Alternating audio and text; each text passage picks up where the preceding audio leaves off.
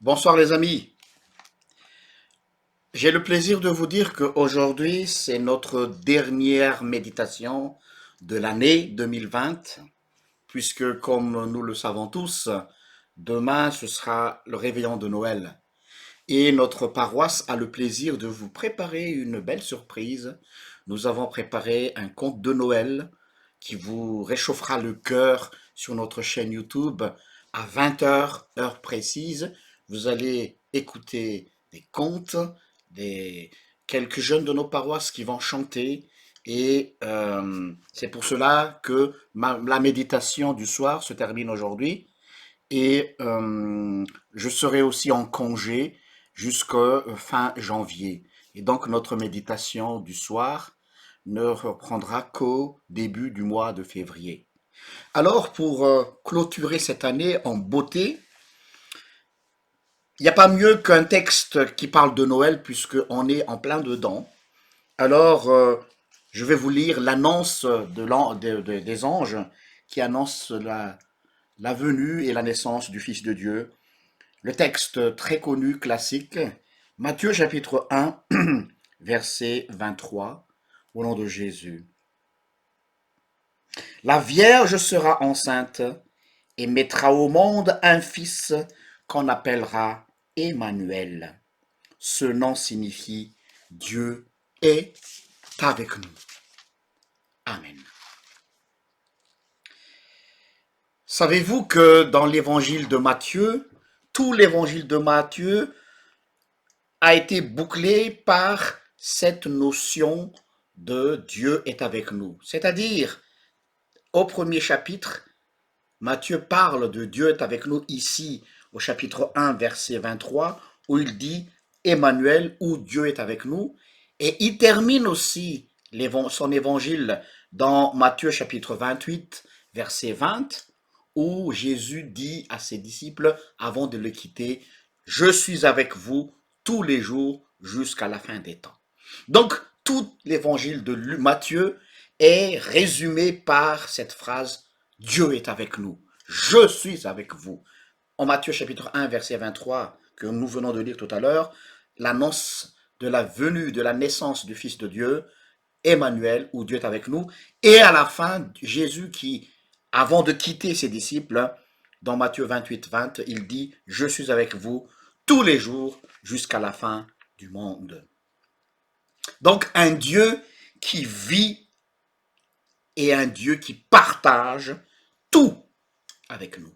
C'est ça l'enfant qui est né le jour de Noël. Un Dieu qui vit et qui partage tout avec nous. D'ailleurs, il y a un chant très célèbre, un chant chrétien celte du 5e siècle qui résume bien ce message en ceci. Écoutez bien. Christ avec moi, Christ devant moi, Christ derrière moi, Christ en moi, Christ en dessous de moi, Christ au-dessus de moi, Christ à ma droite, Christ à ma gauche. Quel beau chant, non? Je reprends, c'est un chant chrétien celte du 5e siècle qui résume bien le Dieu Emmanuel, Dieu est avec nous. Christ avec moi, disait-il. Christ devant moi. Christ derrière moi. Christ en moi. Christ en dessous de moi. Christ au-dessus de moi. Christ à ma droite et Christ à ma gauche. Et en lisant ces paroles de ce chant, ça me fait rappeler une anecdote merveilleuse que j'ai vue sur les réseaux sociaux. Il y avait un gars qui avait joué un rôle de Jésus, un Jésus qui vit au milieu de nous dans notre quotidien. Et donc, ils ont fait un petit film intéressant. Euh, dans cette vidéo, Jésus qui joue au foot avec les garçons dans le parc, Jésus qui euh, aide les éboueurs à récolter les poubelles, oui, c'est pas parce que c'est les poubelles que Jésus ne les aide pas. Jésus qui sèche les larmes d'une petite fille qui tombe. Jésus qui mange avec toute la famille, Jésus qui est partout, chers amis. Et j'espère que ton Jésus est un Jésus de quotidien, mais pas juste un Jésus du 24 décembre ou un Jésus du 25 décembre et ça s'arrête là. Alors tu seras plus pauvre parmi tout le monde, quoi. Mais Jésus quotidien, Jésus qui veut partager avec toi toutes choses. Alors, en Jésus, notre Dieu n'est plus celui qui est assis sur le trône, bien sûr qu'il est là aussi, mais il n'est plus que cela. C'est un Dieu qui s'abaisse et qui vient vers nous. Apocalypse chapitre 3, verset 20, un verset que nous connaissons tous. Voilà, je me tiens debout devant votre porte, je frappe à la porte. Si quelqu'un entend ma voix, j'entrerai chez lui et je souperai avec lui.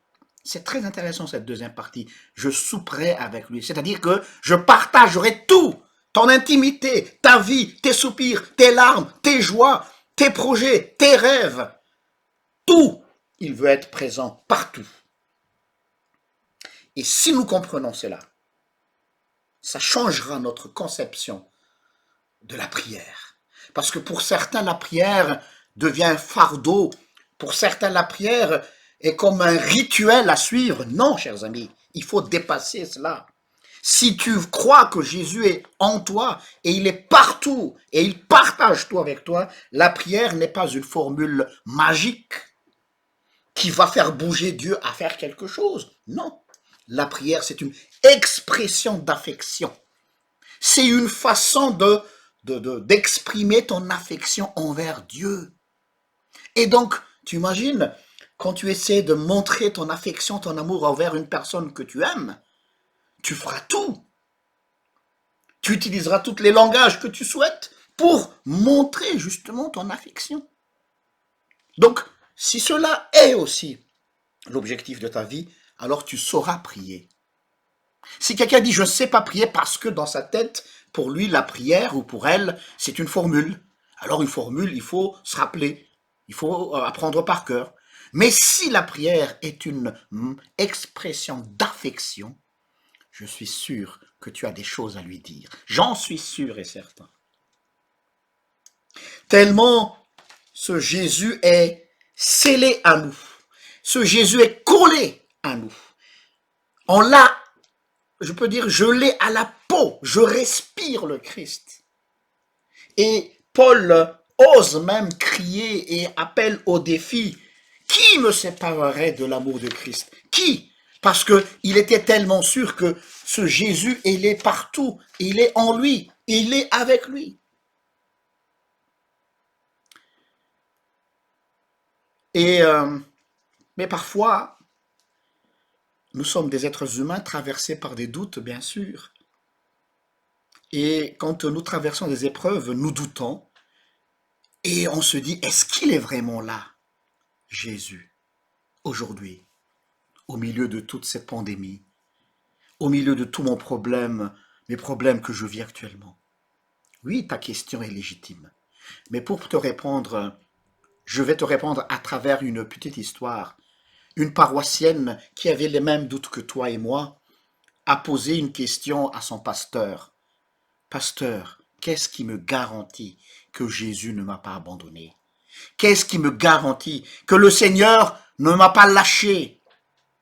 Et le pasteur le regarda avec amour et tendresse et il lui répondit, ma fille, si quelqu'un arriverait à couper les deux mains de Jésus, si quelqu'un arriverait à couper les deux mains de Jésus, alors là, tu peux avoir peur qu'il t'abandonnera.